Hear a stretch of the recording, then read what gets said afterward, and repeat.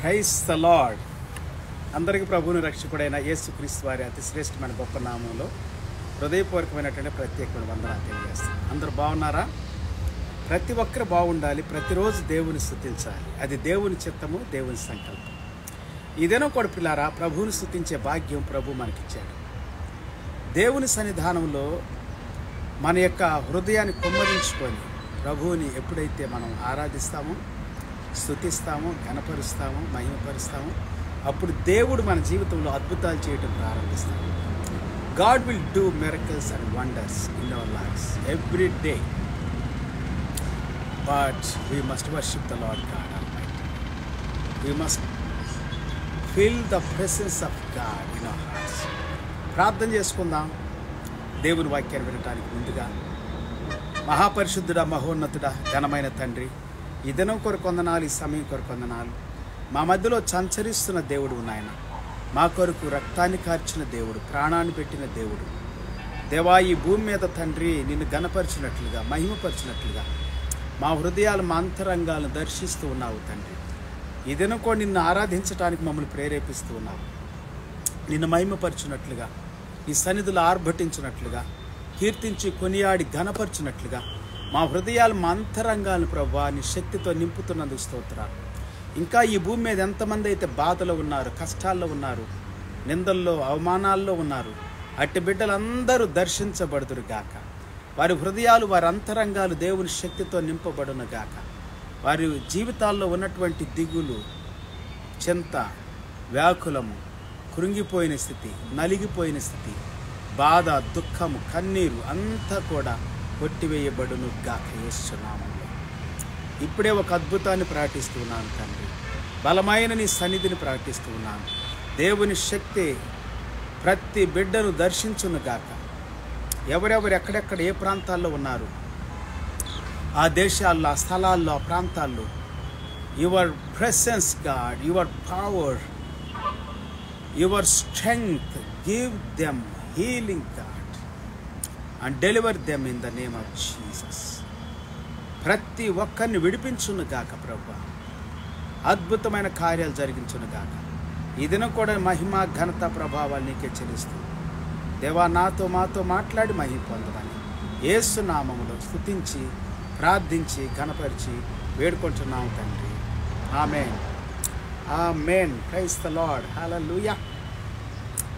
Okay పిల్లారా, ఈ దినం కూడా అనేకమైనటువంటి వాక్య భాగాలు దేవుని వాక్యంలో నుండి మనల్ని ప్రేరేపిస్తూ ఉన్నాయి, మనల్ని బలపరుస్తూ ఉన్నాయి, ధైర్యపరుస్తూ ఉన్నాయి. ఆ వాక్య భాగాలు మనం చదువుకుందాం.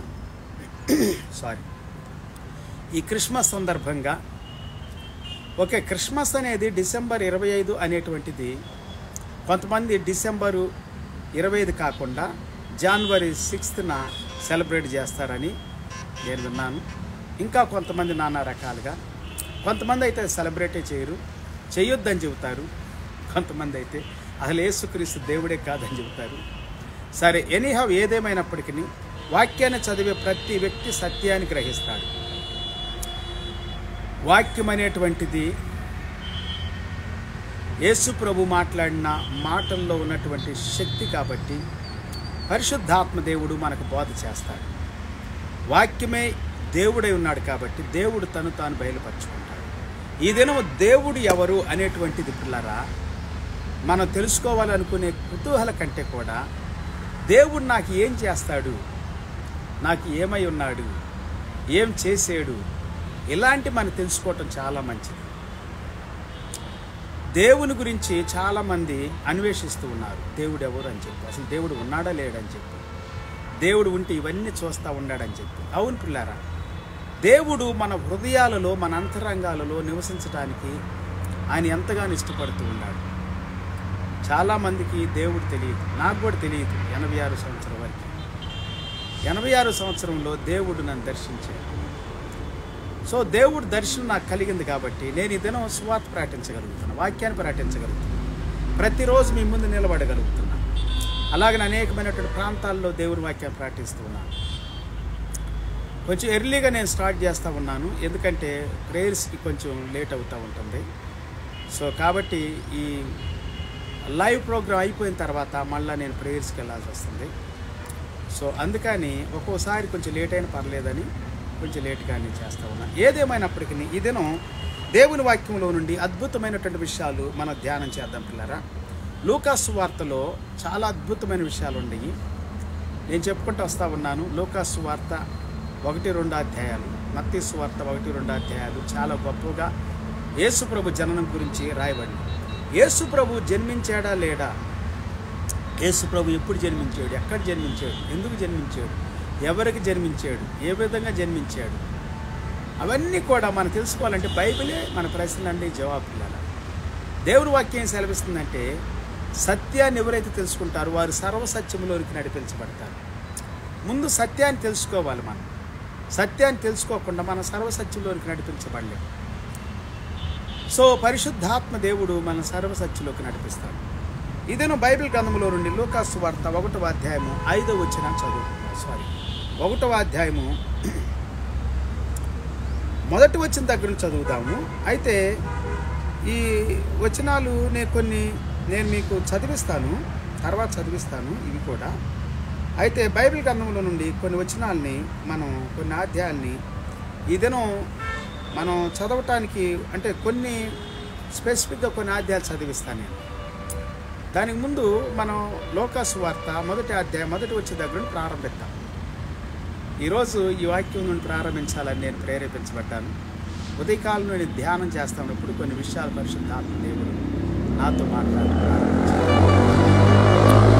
ఓకే, 1వ అధ్యాయం 1వ వచనం, లూకాసు వార్త 1వ అధ్యాయం 1వ వచనంలో నుండి చదువుతా.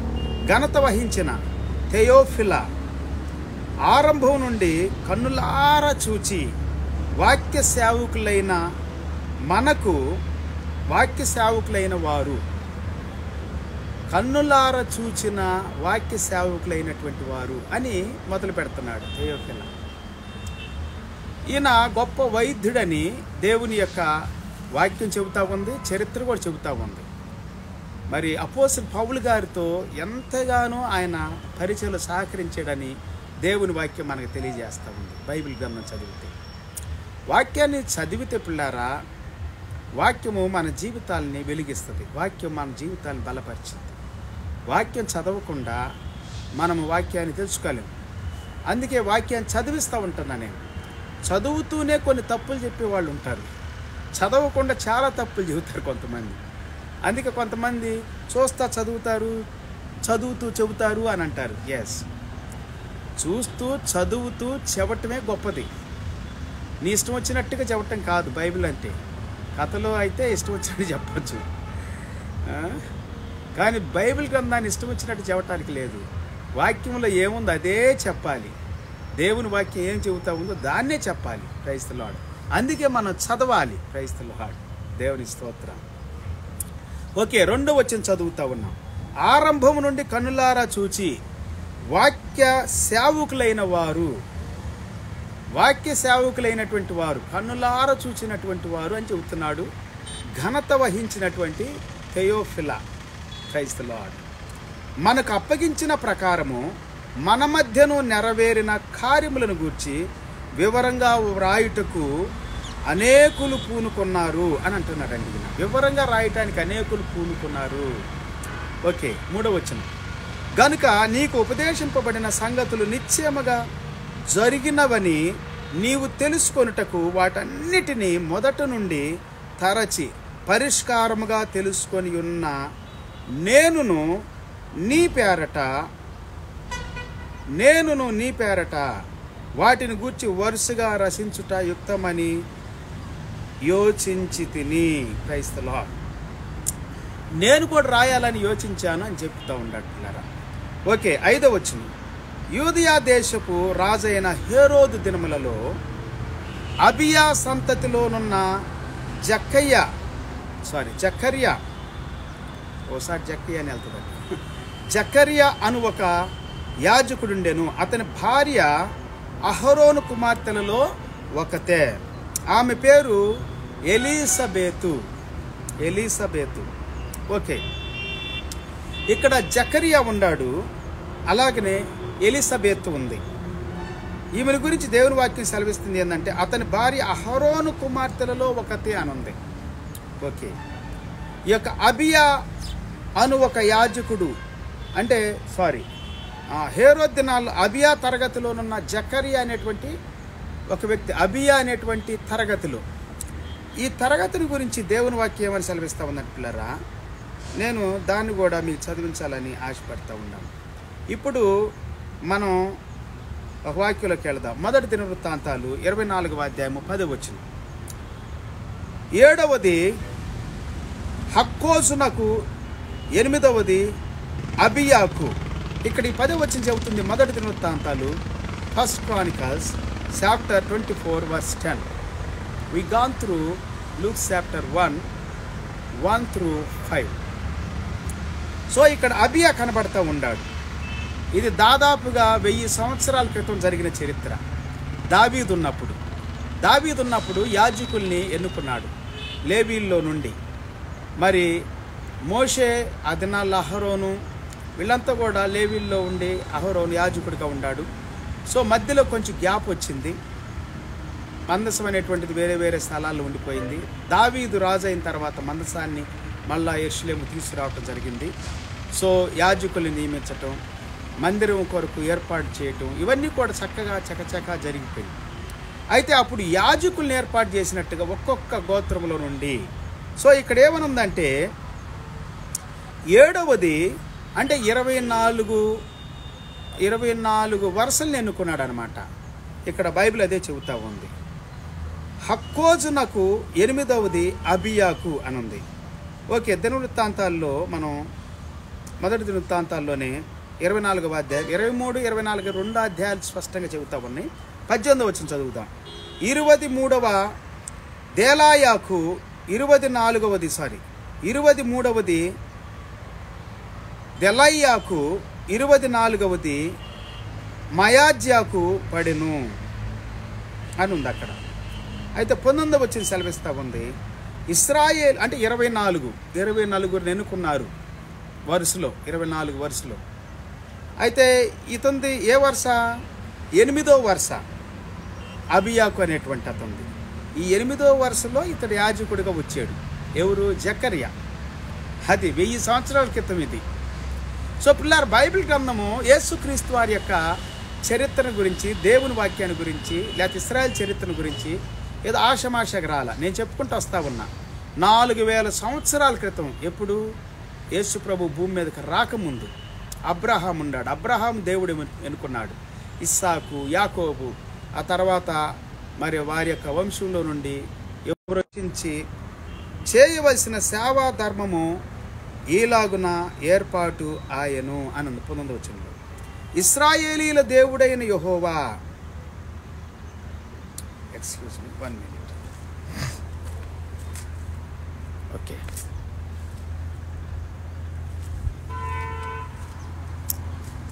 ఓకే, ఇక్కడేం సెలవిస్తా ఉందంటే, ఇశ్రాయేలీల దేవుడైన యెహోవా వారి పితరుడగు అహరోనునకు ఆజ్ఞాపించిన కట్టడ ప్రకారము వారు తమ పద్ధతి చొప్పున యెహోవా మందిరములో ప్రవేశించి చేయవలసిన సేవా ధర్మము ఇలాగూ ఏర్పాటు ఆయను అని దేవుని వాక్యం సెలవిస్తూ ఉంటున్నారు. ఓకే, ఇక్కడ బైబిల్ సెలవిస్తూ ఉంది, ఇతను ఎవరి యొక్క వరుసలో క్రమములో యాజకత్వం చేస్తున్నాడు మనం సెలవిస్తూ ఉంది. ఎందుకు ఈ వాక్యాలు చెబుతా ఉన్నానంటే, యేసు ప్రభు వారు ఎప్పుడు పుట్టాడు అనేటువంటి చాలా మనకి తెలియజేయబడతా ఉంటాయి. ఈ వాక్యాలు చదువుకుంటూ వస్తూ ఉంటుంటే ఏ కాలంలో పుట్టారు, అందుకే 25వ తారీఖు డిసెంబర్ 25వ తారీఖే అని చెప్పి చాలామంది మరి ఆ దినాల్లో ఇవన్నీ కూడా హేరోదు యొక్క మరి హేరోదు పరిపాలన గురించి కూడా, మళ్ళీ అలాగనే యోహాను పుట్టినటువంటి దాని గురించి కూడా బైబిల్ గ్రంథం, అలాగనే యేసు ప్రభు దేవాలయంకి వెళ్ళి దర్శించిన దినాన్ని బట్టి కూడా, ఇవన్నీ కూడా ఆ దినాల్లో మరి ఏ విధంగానైతే ఈ యొక్క బెత్లెహేముకు వారు వెళ్ళినప్పుడు జనాభా లెక్క రాయబడటం గురించి కూడా. సో ఇవన్నిటిని కూడా ఒక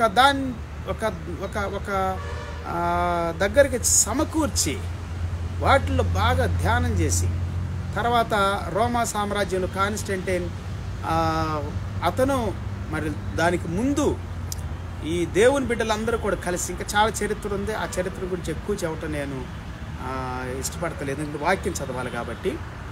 సో అవి చెప్పుకుంటూ పోతే ఇక చరిత్ర చెప్పినట్టు అవుతుంది. వాక్య చరిత్ర చెప్పాలి, నేను యేసు ప్రభు చరిత్ర చెప్పాలి, దేవుని వాక్యములో నుండి సత్యాలు నేను ప్రకటించాలి. అందుకు వాక్యం ఎక్కువ చదివించాలి. ఓకే, యూదా దేశం గురించి కూడా నేను ఒక వాక్యాన్ని తీసాను, దాన్ని కూడా చదివిస్తాను మీకు.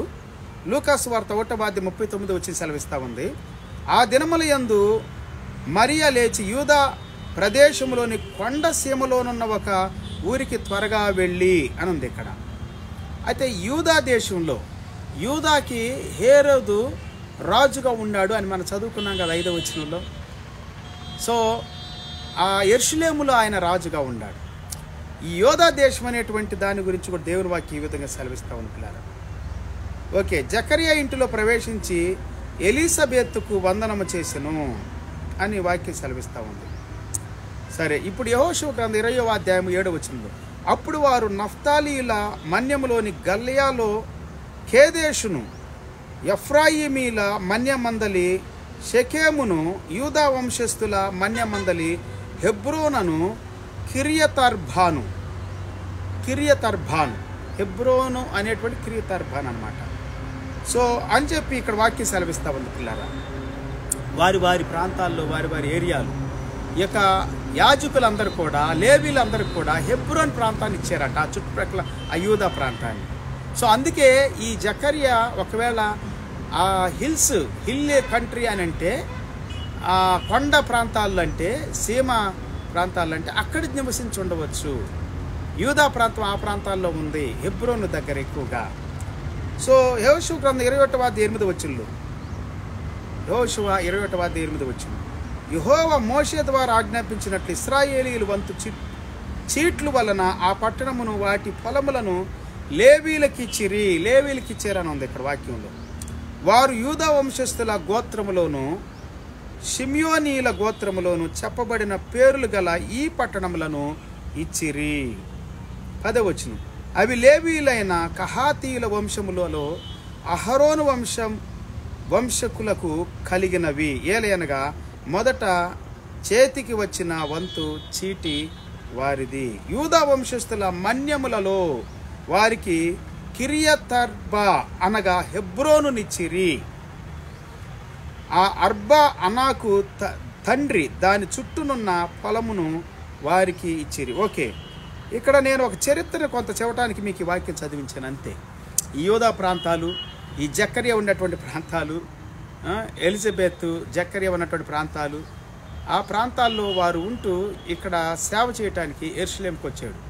సో ఆయన చేసినటువంటి ఆ సేవను గురించి కూడా అబియా వరుసలో రాజైన హేరోదు దినములలో అబియా తరగతిలోనున్న జకరియా అను ఒక యాజకుడు నుండి, అతని భార్య అహరోను కుమార్తెల్లో ఒకటి, ఆమె పేరు ఎలిజబెత్.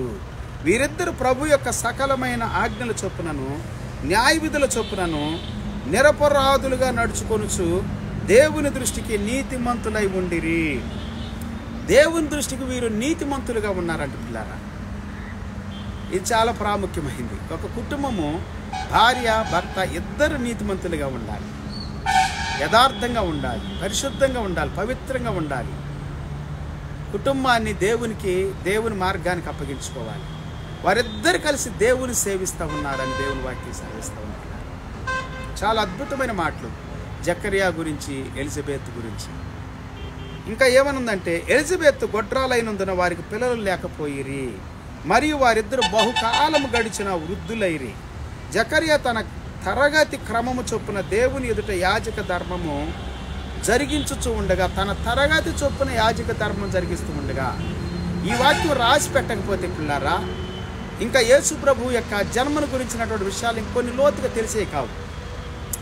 ఈ వాక్యాన్ని రాసి పెట్టారు కాబట్టి దాని ప్రకారంగా పాత నిబంధనల తరగతి, పాత నిబంధనల క్రమము, యాజక ధర్మము, వారి వరస, ఇవన్నీ తెలుసుకోవటానికి మనం దినవృత్తాంతంలోకి వెళ్ళాం. 1000 సంవత్సరాల క్రితం యేసు ప్రభు రాకముందు దావీదు కాలంలో ఉన్నప్పుడు ఏర్పాటు చేసినటువంటివి యాజక ధర్మాలు. క్రైస్తవ దావీదు ఏర్పాటు చేశాడు. ఓకే, 9వ వచనం, యాజక ధర్మము చొప్పున ప్రభు ఆలయంలోనికి వెళ్ళి ధూపం వేయుటకు అతనికి వంతు వచ్చెను. అతడు యాజకుడు కాబట్టి దేవుని మందిరంలోనికి వెళ్ళి ధూపం వేయటానికి అతను వంతు వచ్చిందంట. అందుకని అతను వెళ్ళాడు. 10వ వచనంలో, దోప సమయమందు ప్రజల సమూహమంతయు వెలుపల ప్రార్థన చేయుచుండగా ప్రభువు దూత దోపవేదిక కుడివైపున నిలిచి అతనికి కనపడగా జకర్యా అతన్ని చూసి తొందరపడి భయపడిన వాడాయను. అప్పుడు ఆ దూత అతనితో, జకర్యా భయపడకుము, నీ ప్రార్థన వినపడినది. Praise the lord. చూసారా, నీ ప్రార్థన వినపడింది. ఏమని వినపడింది? నీ భార్య అయిన ఎలిజబెతు నీకు కుమారుని కనును, అతనికి యోహానను పేరు పెట్టుదువు. అతని అవసరాలు, అతని అక్రతలు అన్నీ కూడా దేవుడు తీరుస్తూ ఉన్నాడు పిల్లగా. అతని ప్రార్థన దేవుడు విన్నాడు అని దేవుని దూత వచ్చి చెప్పటం మనం చూస్తూ ఉన్నాం. Praise the lord. దేవుని దూతలకి చాలా ప్రాముఖ్యత ఉందని నేను బైబిల్ గ్రంథంలో చెప్పుకుంటూ వస్తూ ఉన్నాను. ఇక్కడ కూడా దేవుని దూతలు లూకా సువార్త 1వ అధ్యాయంలో ప్రారంభించినటువంటి దేవుని దూత, మత్తయి సువార్త 1వ అధ్యాయం ప్రారంభించిన దేవుని దూత అద్భుతమైనటువంటి విషయాలు మనకు తెలియజేయటం బైబిల్ గ్రంథం చెబుతాం. పరలోకములో నుండి దేవుని దగ్గర నుండి వచ్చిన దూతలు అండి వీళ్ళు. వర్తమానాన్ని తీసుకొచ్చిన దూతలు మన ప్రార్థన చూస్తున్నారు, వింటున్నారు, మన ప్రవర్తన చూస్తున్నారు, మన క్రమము, మన మాట, మన చూపు అన్నీ చూస్తూ ఉండాలి దేవుని దూతలు. Praise the lord. సో దేవుని దూతలు గుర్తుపెట్టుకండి. ఏళనగా, అవమానకరంగా, నీచంగా మాట్లాడొద్దు. చాలామందికి తెలియక, బైబిల్ చదవక, బైబిల్ అర్థం కాక, అందుకే 1 by 1 వర్డ్, ఒక వాక్యం తర్వాత వాక్యాన్ని మీకు చదివిస్తూ ఉంటున్నాను పిల్లారా. ఏది నేను చెప్పినా వాక్యం చదివించకుండా చదవట్లేదు. వాక్యం చదివిస్తేనే మనం సరిగా అర్థం కాదు మనకి. వాక్యం చదివిపోతే ఇంకేం అర్థమవుతుంది? సో అందుకే వాక్యాన్ని చదివిస్తూ ఉండా. మీకు అర్థమైతే నాకంటే ఎక్కువ మీకు అర్థం అవ్వచ్చు. పరిశుద్ధాత్మ దేవుడు బోధకుడు కాబట్టి మీకు బోధిస్తూ ఉంటాడు. ఓకే, 12వ వచనం. జకర్యా అతన్ని చూసి తొందరపడి భయపడిన వాడాయను అని ఉంది ఇక్కడ. ఆయన భయపడ్డాడు. జకర్యా చాలా భయపడ్డాడు. ఎందుకంటే ఫస్ట్ టైం ఆయన దూతను చూడటం. సేవ చేస్తున్నాడు కానీ ఎప్పుడు దర్శనం లేదు. కొంతమందికి దేవుడు దర్శనాలు ఇస్తాడు. జాగ్రత్తగా మీరు ఆలకిస్తే దేవుడు మాట్లాడతాడు. దేవుని దూతలు వస్తారు. దూతలకి ఆది కాండము నుండి 3వ అధ్యాయం నుండి ప్రకటన గ్రంథం 22వ అధ్యాయం వరకు దూతల యొక్క ప్రస్తావన చాలా ఎక్కువగా ఉంది. దూతలు ఎక్కువగా మాట్లాడుతూ ఉంటారు. దూతలు ఎక్కువ దర్శిస్తూ ఉంటారు.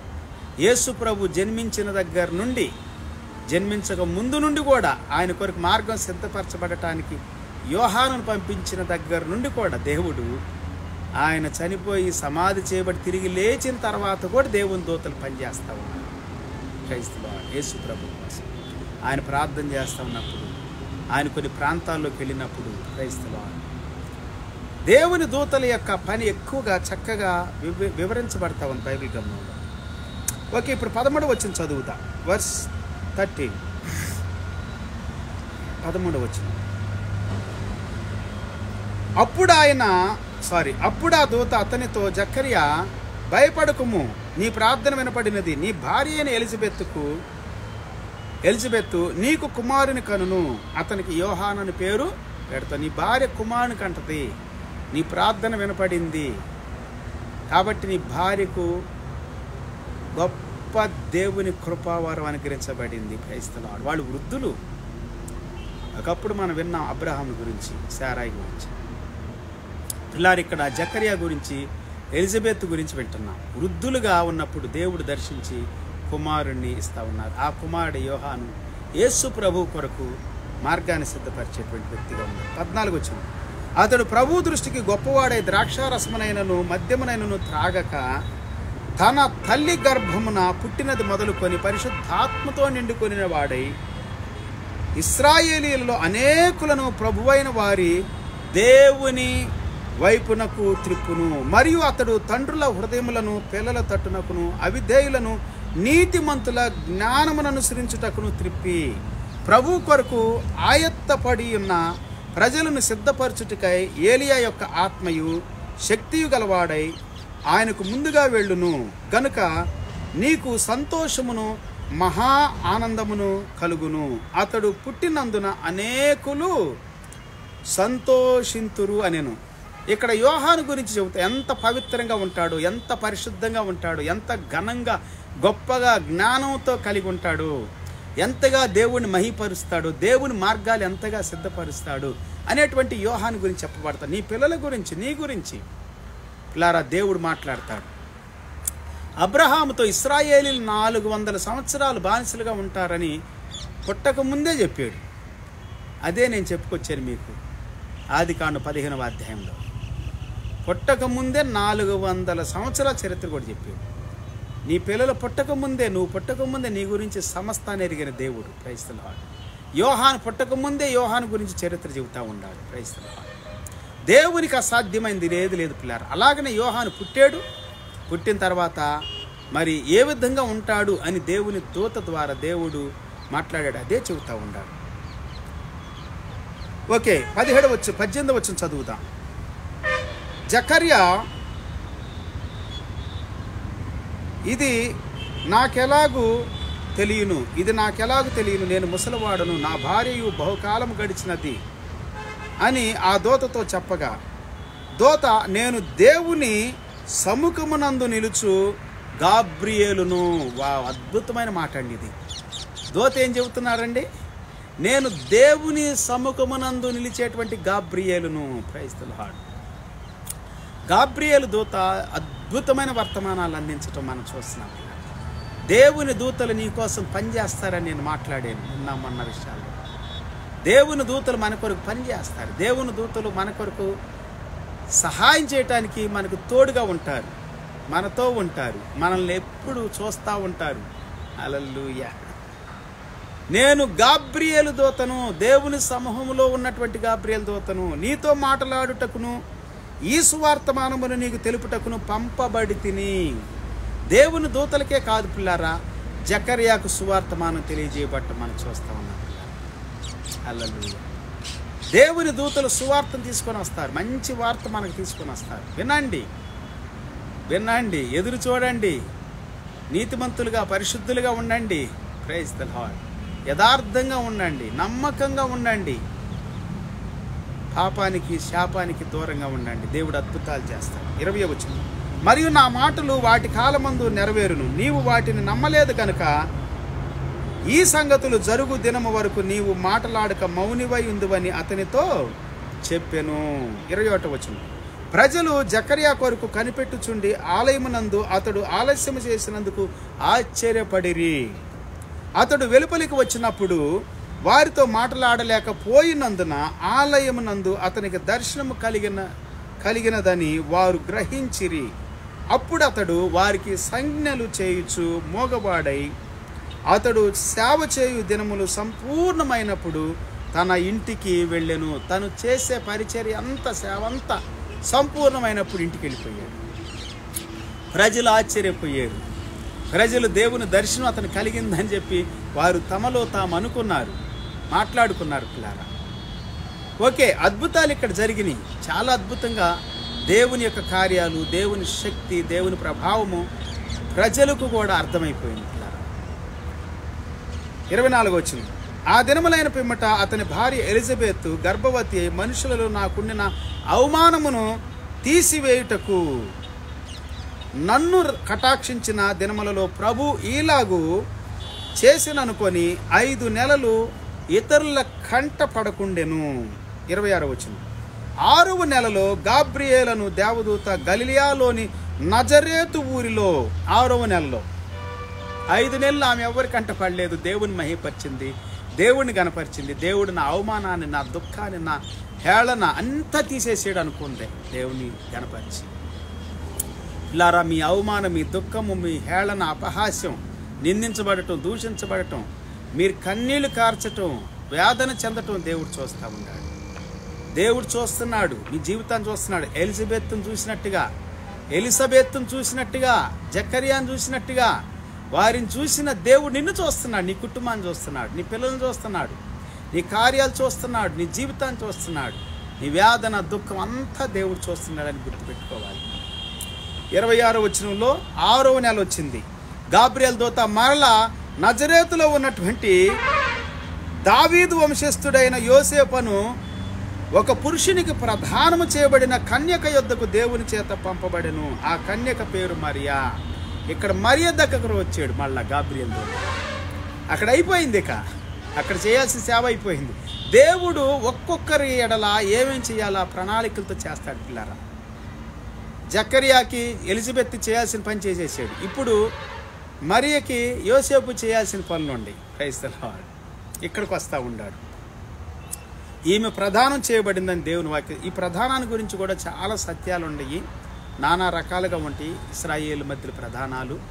సో వాళ్ళు ఆల్మోస్ట్ పెళ్ళి అయిపోయినట్టే, వారిద్దరు కూడా భార్యాభర్తలు అన్నట్లుగా వీరు ప్రదానం చేయబడతారు యూదుల మధ్యలో అని చరిత్ర ఒకటి చెబుతా ఉంది. బైబిల్లో రాసి లేదు కాబట్టి దాని గురించి నేను ఎక్కువగా మాట్లాడలేదు, కానీ చరిత్ర చెబుతూ ఉంది. ఆ దూత లోపలికి వచ్చి ఆమెను చూచి, దయాప్రాప్తురాలా నీకు శుభము, దయాప్రాప్తురాలా నీకు శుభము, ప్రభువు నీకు తోడై ఉన్నాడని చెప్పెను. ఆమె ఆ మాటకు బహుగా తొందరపడి ఈ వచనం శుభవచనం ఏమిటో అని ఆలోచించుకొనుచూ ఉండగా దూత, మరియా భయపడకుము, దేవుని వలన నీవు దేవుని వలన నువ్వు కృప పొందితివి. And the angel said to her, do not be afraid Mary, for you have found favour with God. నీకోసము దేవుని దగ్గర నుండి దయ పొందుకున్నావు అని చెబుతామంటే దయను ప్రకటిస్తూ ఉన్నాడు దేవుని యొక్క దూత ఇక్కడికి వచ్చి.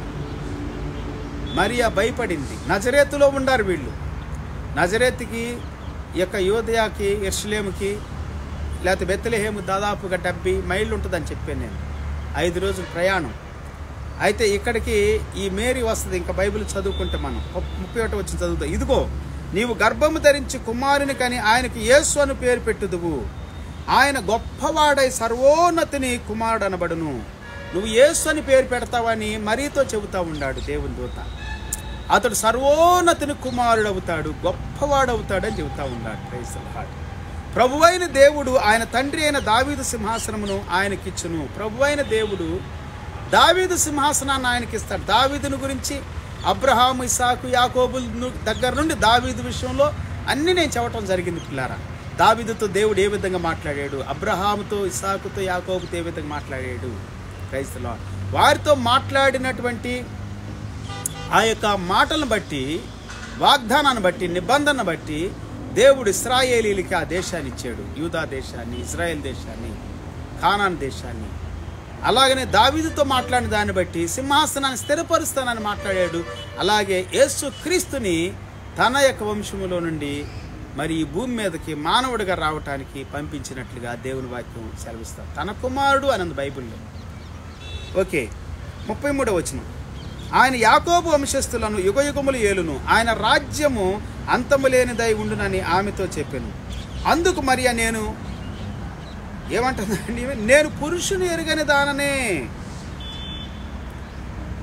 ఇదెలాగు జరుగునని దూతతో అనగా, దూత పరిశుద్ధాత్మ నీ మీదకు వచ్చును, సర్వోన్నతుని శక్తి నిన్ను కమ్ముకొనును గనుక పుట్టబోవు శిశువు పరిశుద్ధుడై దేవుని కుమారుడు అనబడును. Praise the lord. దేవుని శక్తి నిన్ను కంపుకుంటుంది. సర్వోన్నతుని శక్తి పరిశుద్ధాత్ముడు నీ మీదకి వస్తాడు. Praise the lord. దీన్ని చాలామంది హీనంగా, నీచంగా, వల్లగరగా మాట్లాడతారు. జ్ఞానం లేని వాళ్ళు, చదువు లేని వాళ్ళు, నీచమైన ఆత్మ కలిగిన వాళ్ళు, దురాత్మ కలిగిన వాళ్ళు, దయ్యపాత్మ కలిగిన వాళ్ళు. పిల్లరా, వాళ్ళు చాలా నిష్ట కలిగిన వాళ్ళు తెలుసా. వాక్యం అందుకే అన్నీ చదివిస్తున్నా. నీతిమంతులు, పరిశుద్ధులు, యథార్థపరులు, దేవుని సేవించేవారు, మరియు కూడా దేవుని యందు భయభక్తులు కలిగిన స్త్రీ. ఎవరిని పడితే వాళ్ళని దేవుని దూతలు దర్శించి, దేవుని దూతలు పరలోకం నుండి వారు దేవుని దూతల్లాగా ఉంటారు, వారు ఇక పెళ్లి చేసుకోరు, పెళ్లికి ఇవ్వడరు అని అన్నారు చూడండి యేసుప్రభు. అంటే కామం ఉన్నది ఇక దేవుని దూతలకి. దీన్ని వలగరగా మాట్లాడే నీచమైన అంటే పాపిష్టి హృదయము స్వభావం కలిగినటువంటి మనుషులు మాట్లాడతారు నీచంగా. ఓకే, దూత పరిశుద్ధాత్మ నీ మీదకు వచ్చును, సర్వోన్నతుని శక్తి నిన్ను కమ్ముకొనును గనక పుట్టబోవు శిశువు పరిశుద్ధుడై దేవుని కుమారుడు అనబడును. 35వ వచనం. మరియు నీ బంధువురాలు ఎలిజబెత్తుకు కూడా తన వృద్ధాప్యమందు ఒక కుమారుని గర్భము ధరించి ఉన్నది. ఎలిజబెత్ కూడా గర్భం ధరించింది. గొడ్రాలనబడిన ఆమెకి ఇది 6వ మాసము.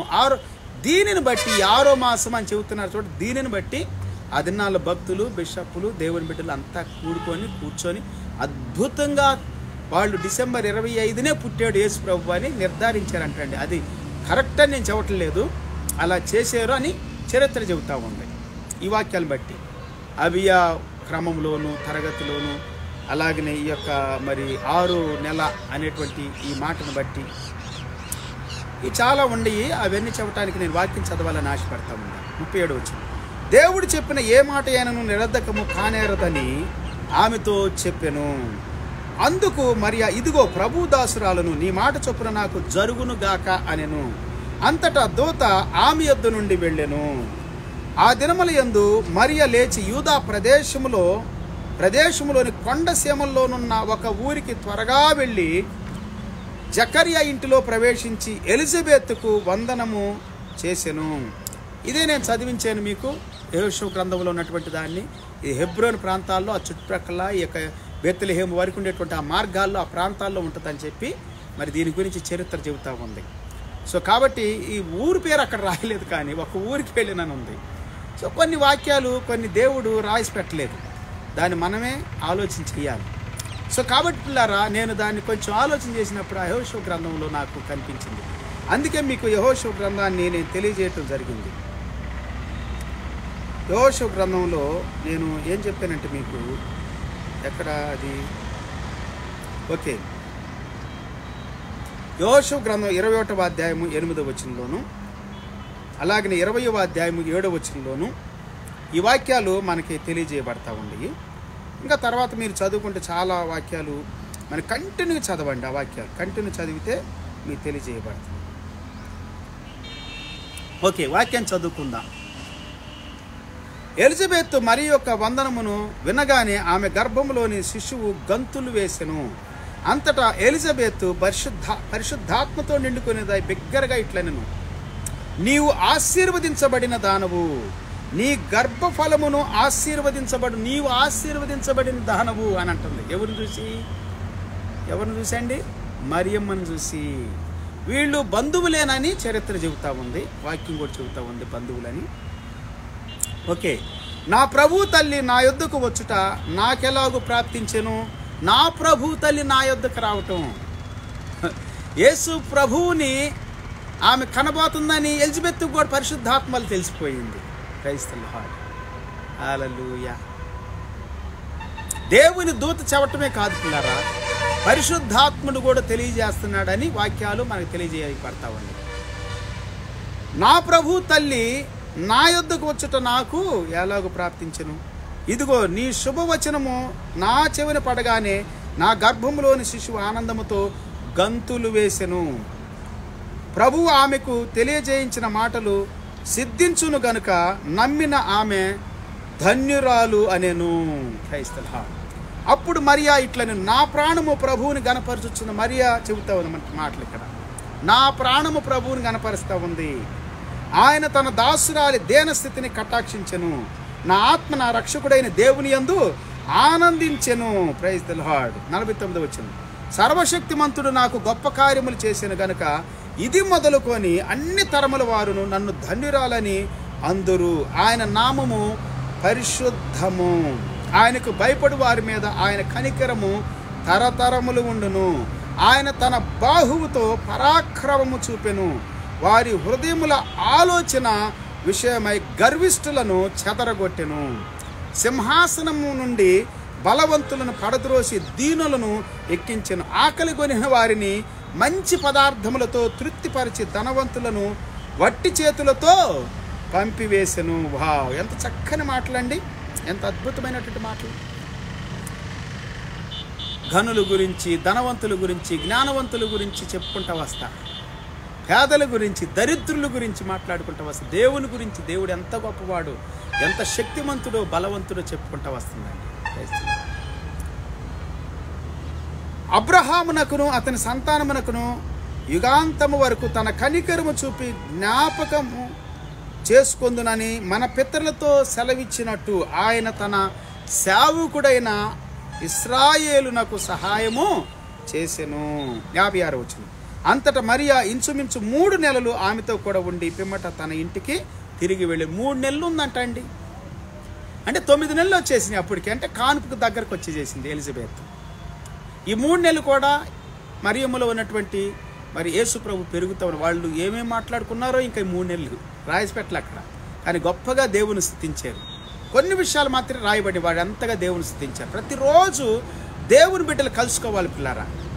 దేవుని చిత్తములో ఉన్నటువంటి వారు, దేవుని ద్వారా అద్భుతాలు చూస్తున్నటువంటి వారు, ఎలిజబెత్ కావచ్చు, మరియ కావచ్చు, అక్కడ మరి జకరియా కావచ్చు, క్రైస్తలా తర్వాత యోసేపుతో కూడా దేవుని దూత మాట్లాడినట్లుగా మనం చూస్తాం పిల్లారా. మత్తయి సువార్తలోని అద్భుతమైనటువంటి విషయాలు దేవుని దూత మాట్లాడినట్టుగా 2వ అధ్యాయంలో 1వ అధ్యాయంలో చూస్తాం. 1వ అధ్యాయం 18 వచ్చిన దగ్గర నుండి. ఓకే, దేవుని వాక్యం సెలవిస్తుంది. దేవుని బిడ్డలు మాట్లాడుకోవాలి. దేవుని బిడ్డలు దేవుని గణపరచాలి, స్తుతించాలి, పాటలు పాడాలి, ఆరాధన చేయాలి. క్రైస్తలో ఆయన గొప్ప కార్యాలు, శక్తివంతమైన కార్యాలు, ప్రభావితమైన కార్యాలను గణపరచాలి. యేసు ప్రభువు జన్మించే ముందు ఇవన్నీ జరుగుతూ ఉండే పిల్లారా. ఇవి వేరే గ్రంథంలో రాయబడలేదు. మత్తయి సువార్తలు కూడా రాయబడలేదు. లోకా సువార్తలు మాత్రమే రాయబడినది. లోకా మాత్రమే రాస్తూ ఉన్నాడు వీటిని చాలా అద్భుతంగా. 55వ వచనం, ఆయన తన సేవకుడైన ఇశ్రాయేలునకు సహాయం చేసెను. అంతటా మరి ఏం చేసింది? ఒక 3 నెలలు అక్కడ ఉండి వెళ్ళిపోయింది. 57వ వచనం, ప్రసవ కాలం వచ్చినప్పుడు ఎలిజబెత్ కుమారుని కనెను. అప్పుడు ప్రభు ఆమె మీద మహాకనికరముంచినని ఆమె పొరుగువారును బంధువులను విని ఆమెతో కూడా సంతోషించిరి. 8వ దినమున వారు ఆ శిశువును సున్నతి చేయవచ్చి తండ్రి పేరును బట్టి జకరియా అను పేరు వానికి పెట్టబోవుచుండగా తల్లి అలాగ వద్దు, వానికి యోహానను పేరు పెట్టవలనని చెప్పాను. అందుకు వారు, నీ బంధువులలో ఆ పేరు గలవాడెవ్వడు లేడే అని ఆమెతో చెప్పి వానికి ఏ పేరు పెట్టగోరుచున్నావని వాని తండ్రికి సంజ్ఞలు చేసి అడిగిరి. అతడు వ్రాత పలక తెమ్మని వాని పేరు యోహానని వ్రాసెను. అందుకు వారందరూ ఆశ్చర్యపడిరి. వెంటనే అతని నోరు తెరవబడిన, నాలుక సడలి అతడు దేవుని స్తుతించుచు మాట్లాడసాగాను. చూసారా, ఇక్కడ మగవాడు మాట్లాడుతూ ఉన్నాడు, కనన వాళ్ళు కంటూ ఉన్నారు, కన్యక గర్భం ధరించింది. అద్భుతాలండి, నిజంగా చాలా అద్భుతాలు. దేవుని వలన, దేవుని ద్వారా, పరిశుద్ధాత్మ శక్తి ద్వారా దేవుని దూతలు పరలోకంలో నుండి భూమి మీదకి వచ్చారు.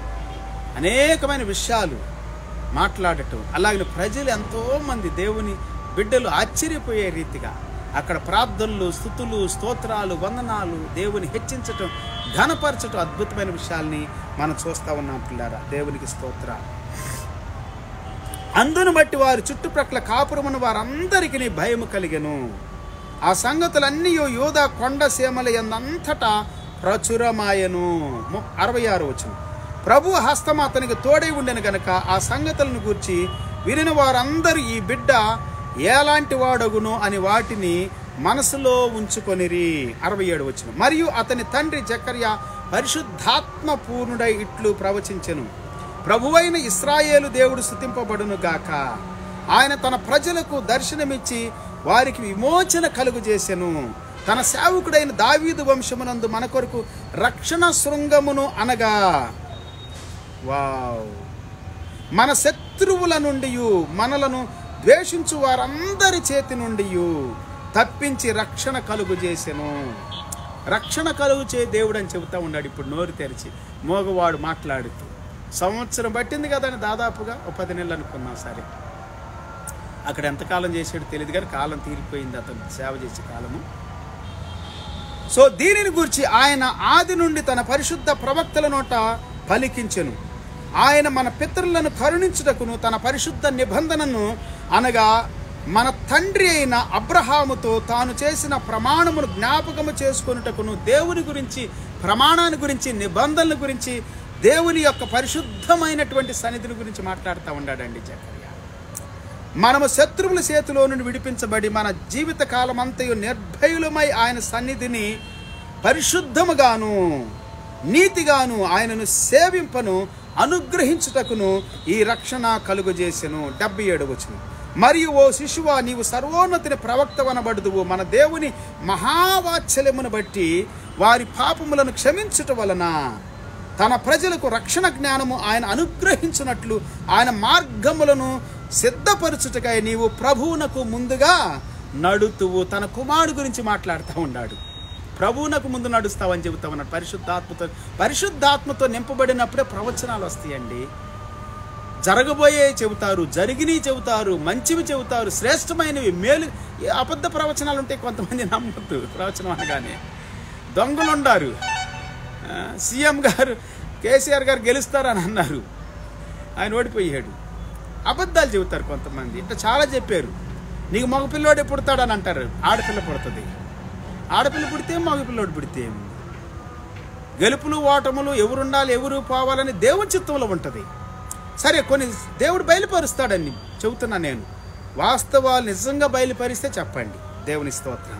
79 వచనం, మన పాదములను సమాధాన మార్గంలోనికి నడిపించినట్లు చీకటిలోను మరణ ఛాయల్లోనూ కూర్చుండిన వారికి వెలుగిచ్చుటకై ఆ మహావాత్సల్యమును బట్టి పైనుండి ఆయన మనకు అరుణోదయ దర్శనము అనుగ్రహించెను.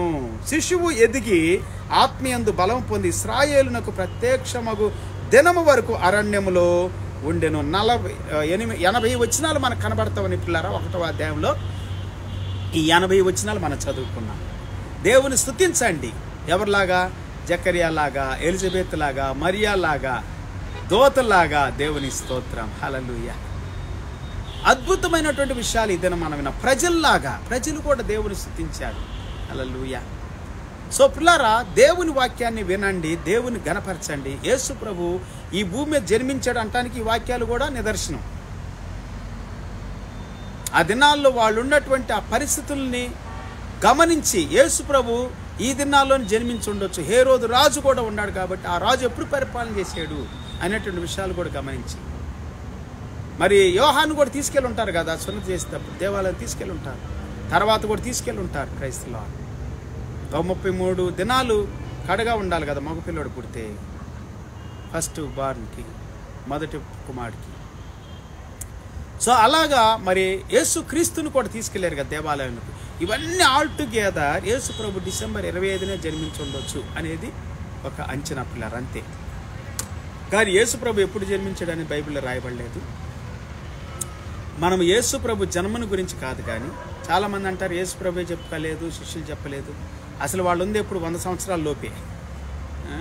యేసు ప్రభు చనిపోయిన తర్వాత కొన్ని సంవత్సరాలు ఉండారు అంతే. మొత్తం 100 సంవత్సరాల లోపే బైబిల్కి అందరూ రాయబడింది. యేసు ప్రభు చనిపోయిన తర్వాత, తిరిగి లేచిన తర్వాత శిష్యులు ఉన్నటువంటి వారు ఒక 100 సంవత్సరాల లోపు ఉండారు, యోహాన్తో సహా. యోహాన్ ఎక్కువ ఉన్నాడు, మిగిలిన వాళ్ళందరూ మధ్యలోనే హతసాక్షులు అయ్యారు. మరి పండుగలు ఎప్పుడు చేసుకోవాలి?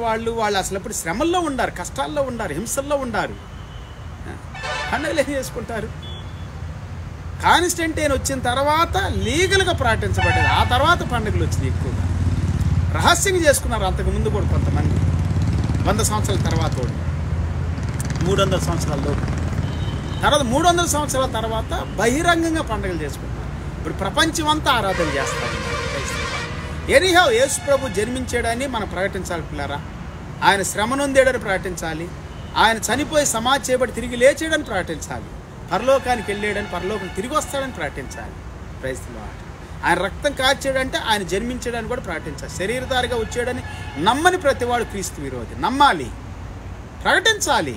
పూజించకూడదు దినాల్ని, పండగల్ని చేసుకొని ఆనందిస్తూ గంతులేస్తూ త్రాగుబోతులు తిరుగుబోతులు ఉండొద్దు. కానీ పండగల రోజులు కూడా ప్రభువుని కనపరచాలి, యేసు ప్రభువుని కనపరచాలి, దేవుడిని కనపరచాలి. ఈ దినం అలాంటి ఆరాధనలు మనం చేయటానికి దేవుడు మన సహాయం చేయను కాక.